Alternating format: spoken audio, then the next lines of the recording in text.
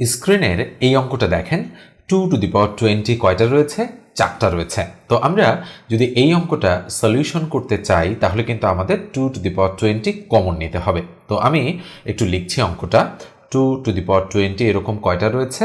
আমাদের এখানে আমরা দেখতে পাচ্ছি 4টা রয়েছে। তো 4টাই আমরা প্রথমে লিখে ফেললাম।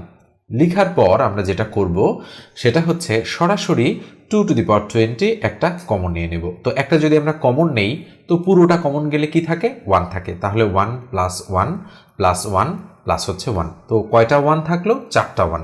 তাহলে আমরা লিখব 2 টু দি পাওয়ার 20 ইন্টু 4টা 1 মানে 4টা 1 যোগ করলে কত হয়? 4। তো 4কে কি লেখা যায় বলেন তো? 4কে লেখা যায় 2 এর পাওয়ার হচ্ছে 2।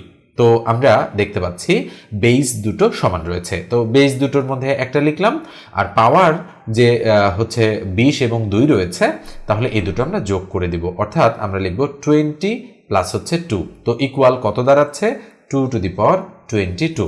আমরা দেখতে পাচ্ছি আমাদের সঠিক উত্তর হচ্ছে এই যে বি নাম্বার যে অপশনটা রয়েছে সেটা। ভিডিওটা ভালো লাগলে অবশ্যই একটা লাইক দিয়ে দেবেন আর চ্যানেলটা সাবস্ক্রাইব করতে ভুলবেন না। ধন্যবাদ সবাইকে।